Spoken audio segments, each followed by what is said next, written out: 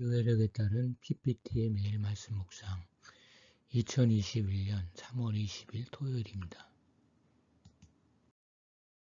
오늘의 말씀 하박국 3장 2에서 13절, 요한복음 12장 1에서 11절입니다.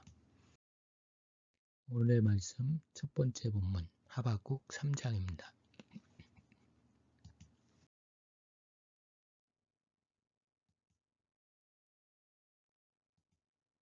하박국서에는 신앙생활에서 생기는 의심과 고민을 다룹니다. 약한 세력이 왜 세상에서 득세하는가 하는 신정론의 문제도 다룹니다. 하지만 이것이 이 책의 의도는 아닙니다. 이 책은 모든 것이 희망없어 보이는 이곳, 우리가 악한 자들에게 패배하고 교만하고 힘있는 자들이 자신들을 신으로 생각하며 이들의 교만이 온 세상에 활보하고 있는 바로 그 시간, 하나님께서 말씀하신 그 일을 하옵소서라고 기도합니다. 우리는 하나님의 나라를 이루고 싶습니다. 사회 안에서 억압받는 이들에게 자유를 선사하고 부의 분배를 통해 가난한 사람들을 구하고 핵무장을 해제해서 그 위협으로부터 벗어나고 싶습니다. 하지만 어느 시대이건 이 같은 세상사의 문제는 창조주에 대항하는 피조물의 자만과 이기심으로 인해 항상 얼룩져 왔을 뿐 해결되지는 않았습니다. 우리 스스로 그 목적을 성취할 수 없다는 것은 너무도 분명합니다. 하나님만이 죄로 가득한 인간의 마음과 인간 사회에 대한 통치를 확립하셔서 그분의 주권에 맞도록 변화시킬 수 있습니다. 하박국은 오래전부터 들었던 것, 당신께서 다시 한번 그에게 확신을 주셨던 바로 그 일, 즉 그가 약속받았던 것, 즉 온 세상에 대한 하나님의 승리와 그분의 나라를 확립하옵소서라고 합니다. 그리고 그 하나님의 계시에 대해 하박국이 아멘으로 응답하는 것입니다. 비록 당면한 현실은 어렵고 공고할지라도 하나님의 역사하심에 대한 그의 소망은 더욱 확실해져서 즐거워하며 기뻐하는 것입니다. 하박국은 여기서 주님, 내 일을 번성케 하옵소서라고 기도하지 않습니다. 그는 주님, 당신의 일을 행하시옵소서라고 기도합니다. 그는 하나님의 목적이 성취되기를 원하고 하나님의 일이 지상 위에 실현되기를 원하며 하나님의 행동이 역사의 과정에서 믿음으로 분명히 보여지기를 원합니다. 오늘날 우리 교회의 경우도 마찬가지입니다. 교회의 가장 중요한 질문은 그분의 나라의 때가 가까이 왔는가 하는 것입니다. 하나님의 목적이 진척되어져 왔는가여야 합니다. 교회의 부흥은 교세의 확장이 아니라 하나님 나라의 확장이어야 합니다. 이제 하박국의 믿음의 강구대로 주께서 오십니다.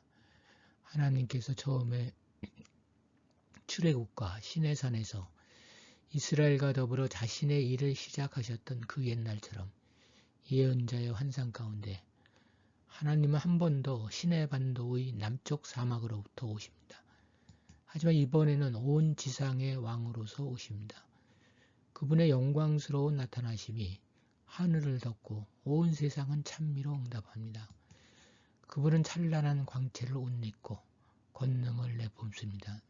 그 빛의 권능에 대적자들은 거꾸로집니다. 주께서는 왜 오셨습니까? 하나님은 창조시에 그러셨듯이 혼돈을 정복하기 위해 다시 오신 것입니다. 혼돈은 온 열국의 악을 상징합니다. 따라서 하나님은 그들과 싸우기 위해 무장하십니다. 이제 치유의 전투가 시작된 것입니다. 하나님은 전쟁용 활에서 덮개를 벗겨내십니다. 동시에 하나님이 자신을 도울 전사들을 부르자 땅이 하수들로 쪼개지고 산들이 흔들리며 큰 기품이 호출되어 적을 향해 크게 소리를 지르고 태양과 달이 명령을 받고 그 처소에 멈추니 흑암이 지구를 덮습니다. 어둠 가운데 유일한 빛은 하나님의 화살과 번쩍이는 그의 창날입니다. 누군가가 곡식을 밟은 같이 그분께서 자기 적들을 밟으십니다. 그분이 적들에게 겁을 주자 그들은 자기 지도자들을 향해 화살을 날립니다. 하나님은 악인들의 머리를 치시며 그의 목에서 넓적다리까지 드러나게 하십니다. 혼돈의 세력은 패배합니다. 하나님 나라의 도래는 구원, 곧 하나님의 풍성한 생명을 의미합니다. 자신의 목표를 이루어가시는 과정에서 하나님은 사악한 이들을 끌어내주시며 그분의 통치에 반대하는 교만한 악인들의 땅을 제거하십니다. 하나님의 강림과 그의 심판은 항시 그의 백성들의 구원과 결부되어 있음을 봅니다. 하나님의 총체적 전투는 한 가지 목적을 겨냥하고 있습니다. 그것은 자신을 신뢰하는 이들, 곧 자신의 백성들에게 구원을 주기 위해서입니다. 이 환상은 악이 더 이상 존재하지 않고 하나님을 신뢰했던 신앙인들이 그분의 나라를 유업으로 받을 때 얻게 되는 승리에 대한 환상입니다. 하박국서는 하나님의 계획과 자신의 세상을 향한 그분의 뜻을 깨닫게 해주는 책입니다. 하박국서는 인간들로 하여금 참된 삶을 좀 더 풍성히 누리도록 하는 것이 인류를 향한 하나님의 뜻임을 알게 해주는 책입니다. 하박국서는 인간들이 하나님의 뜻에 따라 방향을 제시받고 그분의 주권을 충실히 따르는 공동체 안에서 함께 기쁨과 안정을 누리며 정의롭게 사는 것이 하나님이 바라시는 것임을 보여주려는 책입니다. 하박국서는 바로 그 목적이 어떻게 완성될 것인가에 관심을 가지고 있으며 그것이 궁극적으로 성취될 것임을 보여주고 있는 책입니다. 오늘의 말씀 두 번째 본문 요한복음 12장입니다.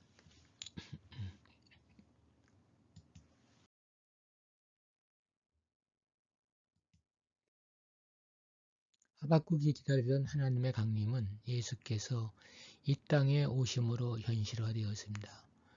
그리고 이제 예수님은 이제껏 이루지 못한 하나님의 나라를 이 땅에 건설하고자 하십니다. 예수님이 이 지상에서 당신이 어떤 길을 가야 할지 그 길을 분명히 알고 계셨습니다. 그분은 6월절 엿새 전에 베다니에 있으셔야 했습니다. 거기서 사람들이 차려주는 마치 종교식과 같은 잔치를 받아야 했습니다.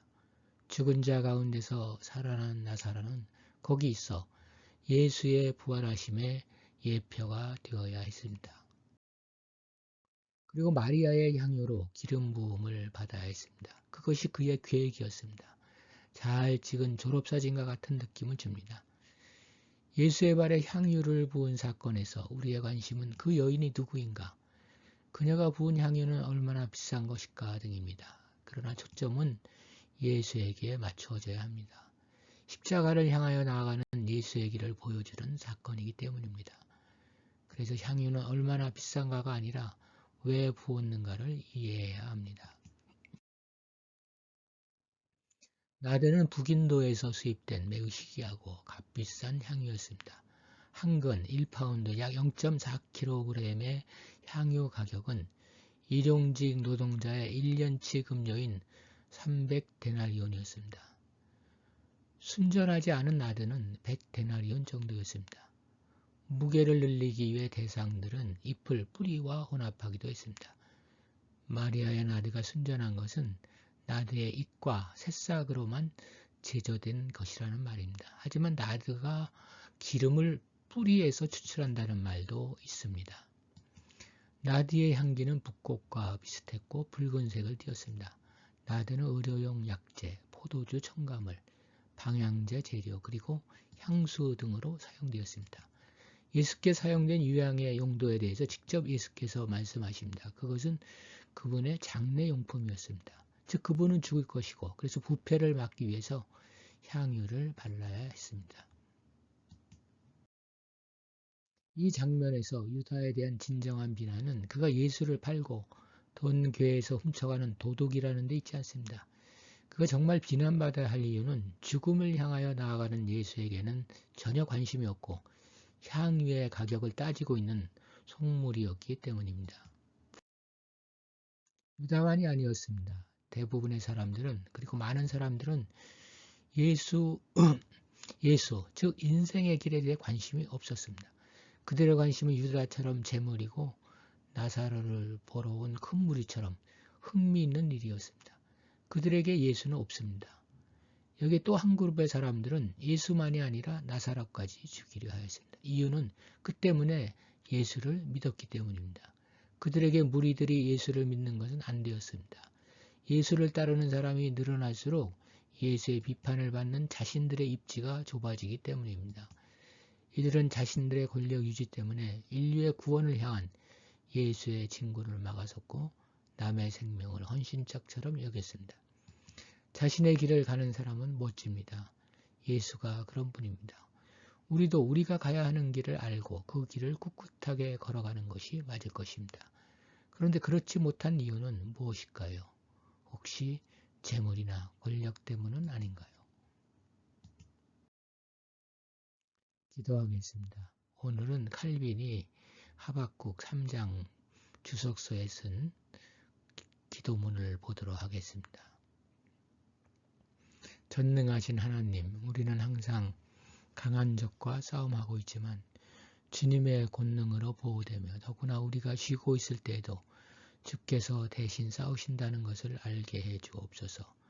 당신의 보호 아래 용감하게 싸울 수 있게 하옵시고 사탄과 사악한 자들에게 결코 굴복하지 않고 어떠한 유혹에도 빠지지 않게 도우시옵소서.